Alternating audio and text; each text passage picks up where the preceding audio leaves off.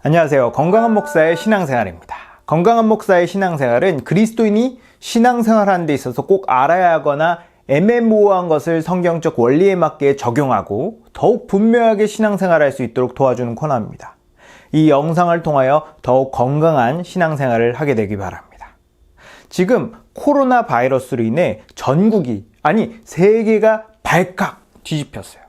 우리나라의 확진자가 3,000명이 넘었고 앞으로 어떻게 될지 아무도 예상할 수 없을 정도로 문제가 심각해졌죠.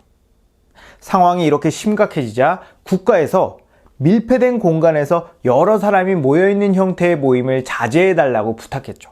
그 대표적인 예로 주일 공예배가 있어요. 그러자 몇몇 교회에서 주일날 주일 공예배를 드리지 않는 초유의 상황이 벌어지게 됩니다. 누군 이것을 가볍게 생각할 수 있는데 이건 절대로 그렇게 가벼운 문제는 아니에요. 그래서 이번 사태와 같은 상황에서 교회가 주일 예배를 드리지 않는 것을 어떻게 이해해야 할지 성경적인 원리를 살펴보고 제 개인적인 의견을 말하도록 하겠습니다. 십계명에 보면 제4계명 안식일을 거룩하게 지켜라 라고 말합니다. 안식일은 7일 간격으로 매주 마지막 잣날, 즉 토요일마다 지켜졌고 회당에 모여 하나님의 말씀을 듣고 그날은 아무 일도 하지 않고 쉼을 가졌어요. 유대인들은 이날을 정말 철저하게 지켰죠. 그래서 실제로 보수적인 유대인들은 지금까지도 이 안식일을 철저하게 지킵니다. 어느 정도였냐면 안식일에 전쟁이 나면 도망도 못 치고 싸우지도 못하는 상황이 벌어졌다고 해요. 유대인들은 그렇게 문자적으로 철저하게 지켜야 안식일을 지키는 거라고 생각했어요. 그러나 예수님께서 오셔서 그 틀을 완전히 깨뜨립니다. 예수님은 안식일에 병자를 고치고 귀신을 내쫓았어요. 또 예수님의 제자들은 안식일에 해서는 안 되는 밀 이삭을 잘라 손으로 비벼 먹는 행동을 합니다. 바리새인들이 그걸 보고 안식일을 안 지킨다고 난리가 났죠. 예수님은 그런 바리새인들에게 사람이 안식일을 위해 있는 것이 아니라 안식일이 사람을 위해 있는 거다라고 말하죠. 그리고 안식일에 선을 행하는 것이 옳다. 나는 안식일의 주인이다 라고 말씀하시죠. 이처럼 예수님은 안식일의 참된 의미와 의도를 우리에게 가르쳐 주십니다. 예수님의 십자가 사건 이후 제자들을 중심으로 교회가 탄생하죠.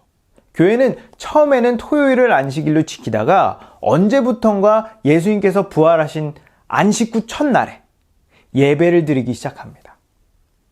율법의 안식일을 문자적으로 고지고대로 지키는 것이 안식일을 지키는 것이 아니라 안식일의 의미와 의도에 맞게 지키는 것이 진짜 안식일을 지키는 거예요. 하나님의 법을 지키는 데 있어서 가장 중요한 건 믿음입니다. 아무리 하나님의 법을 성경에 적혀있는 대로 철저히 지켜도 복음을 믿지 않고 단지 종교적인 행위로 하는 거라면 그 사람은 그 법을 하나도 지킨 게 아니에요. 반대로 그 사람이 정말 복음을 믿고 그리스도를 믿는 믿음으로 어떤 행위를 했는데 그 행위가 성경에 적혀있는 것과 다르다 할지라도 그 사람은 하나님의 법을 어긴 게 아닙니다. 구약 성경을 보더라도 하나님께서 그 사람의 중심과 처한 상황에 따라 하나님께서 다르게 대하시는 장면이 많이 나오죠. 그렇다고 그리스도인이 율법을 안 지킨다는 게 아니에요. 오히려 그리스도인은 역사상 율법을 가장 철저하게 지킨 바리새인보다 율법을 더 잘 지킵니다. 바리새인은 의미와 의도와 상관없이 그냥 적혀있는 대로 지킨 것일 뿐이지만 반대로 그리스도인은 적혀있는 말씀의 의미와 의도를 이해하고 그 율법의 정신과 자신을 일치시켜 스스로 상황에 맞게 판단하고 대처했어요. 이렇게 그리스도인은 하나님의 법을 정확하고 적절할 뿐 아니라 자발적으로 지킵니다. 이렇게 지키는 것이 하나님께서 원하시는 하나님의 백성의 모습이에요. 또 하나님은 사람의 생명을 항상 귀하게 여겼어요. 하나님은 사람을 하나님의 형상으로 만드셨을 뿐 아니라 이 사람을 구하기 위해 자기 아들을 죽음에 내주십니다.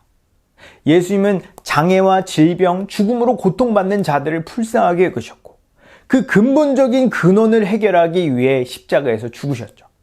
그래서 교회가 사람의 영적인 생명뿐 아니라 육체적인 생명을 구하기 위해 희생하는 건 지극히 당연하며 마땅한 것입니다. 코로나 바이러스가 전국을 강타하고 있습니다. 정부에서 웬만한 모임은 자제하라고 당부했죠. 저도 어제 종교 행사를 자제해달라는 안내 문자를 받았습니다. 지금 여러 교회에서 주일 공예배를 취소한 일이 벌어지고 있어요.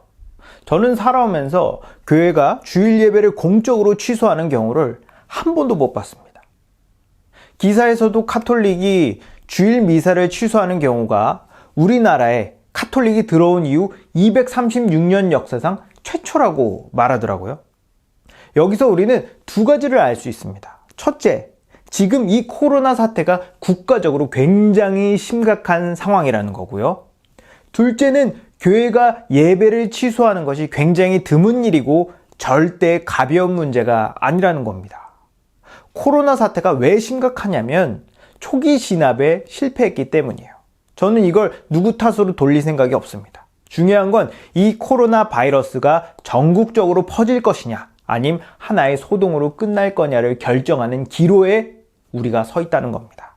이 몇 주 사이에 판가름 나겠죠. 이럴 때일수록 우리 전 국민이 힘을 합쳐서 이 일을 극복해야 돼요. 그런 차원에서 교회는 정부가 요구하는 것에 대해서 적극적으로 협조해야 합니다. 그러나 그렇다고 교회가 주일 예배를 포기해도 된다는 의미는 아니에요. 주일 예배는 그리스도인에게 아무리 강조해도 부족하지 않을 정도로 중요한 의미를 지닙니다. 하나님의 백성인 우리가 안식 후 첫날 모두 한자리에 모여 하나님의 말씀을 듣고 예수 그리스도의 구원을 기념하며 우리가 한 하나님 아래 한 몸으로 존재한다는 사실을 전인적으로 체험하는 가장 성스럽고 은혜로우며 값진 순간이 주일 예배입니다. 우린 주일 예배를 통해 우리의 존재를 확인하고 일주일 동안 살 힘을 얻으며 세상의 여러 유혹과 고난을 이겨낼 수 있어요. 그래서 다른 건 몰라도 교회는 주일 예배를 꼭 지켜왔죠. 제가 이 얘기를 하는 것은 그냥 예배 안 드리면 되지 뭘 그거 가지고 일을 그렇게 크게 만드냐, 일주일 예배 안 드리는 게 그게 그렇게 큰 일이야? 라고 말할 정도로 이 일은 가볍지 않다는 겁니다. 이게 그냥 사교 모임이나 인간적인 모임 몇 주 안 가는 거라면 이렇게까지 얘기 안 하죠.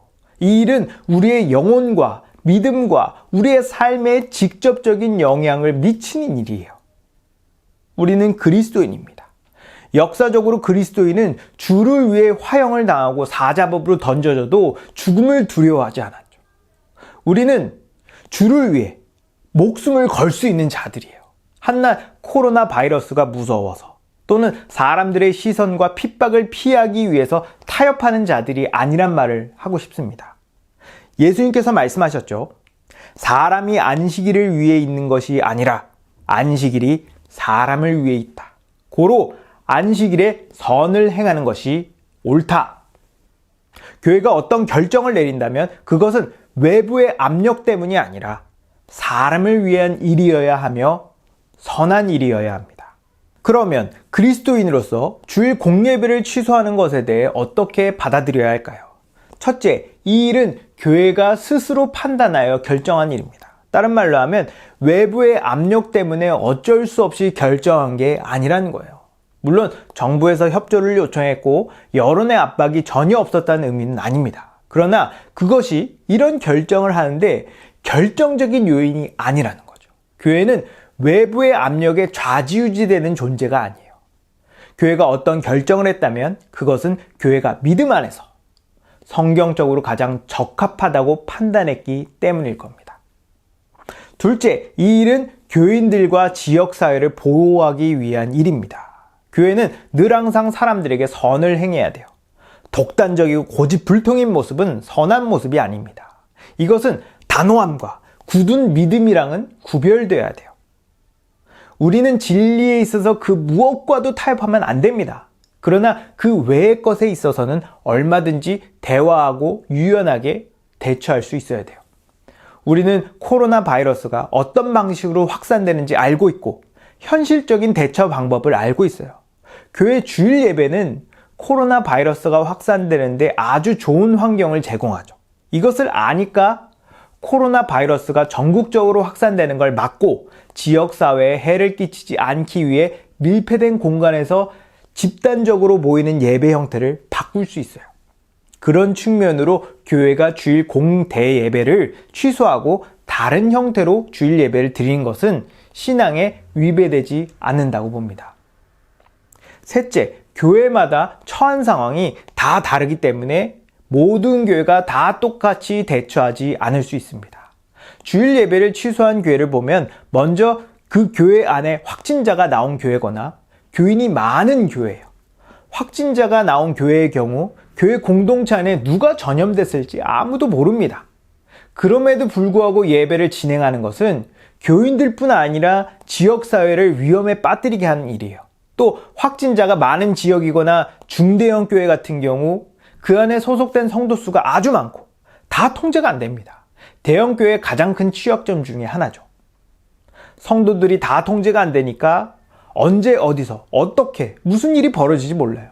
이렇게 통제도 안 되는데 아무 일 없을 거야 라고 말하는 건 무책임하고 현실을 직시하지 않는 태도죠.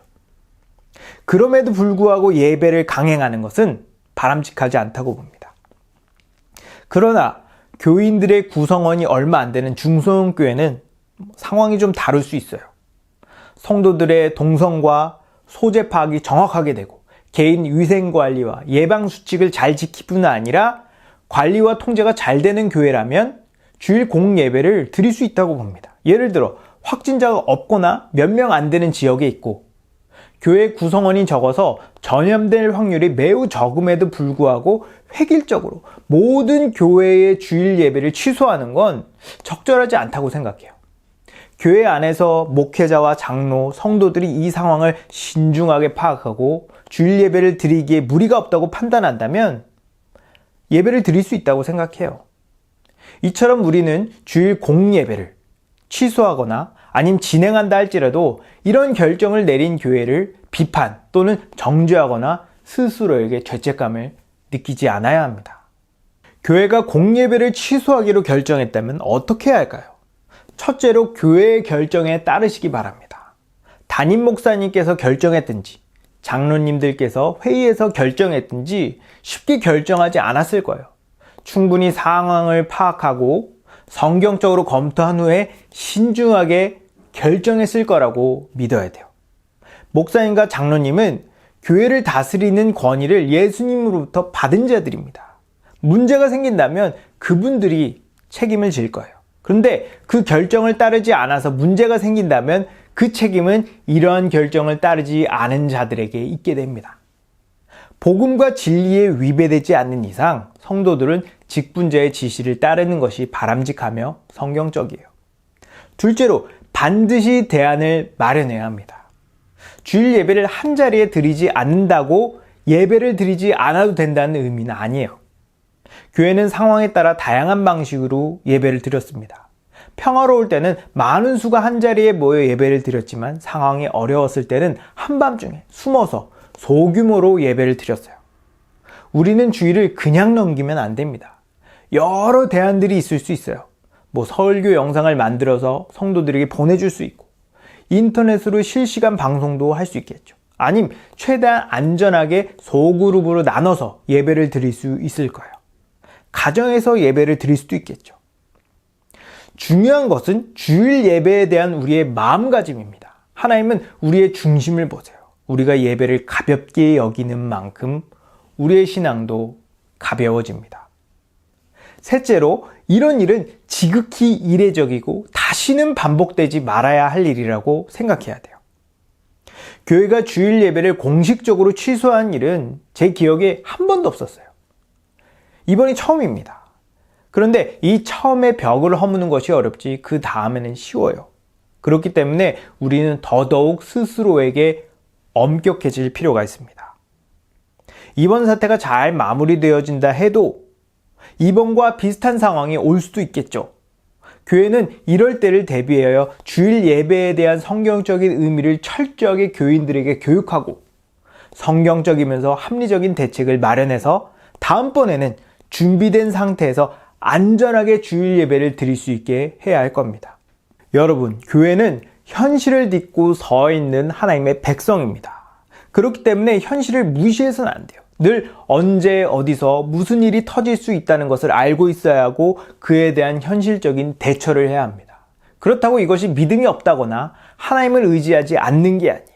우리는 우리가 현재 할 수 있는 최선을 다해야 합니다.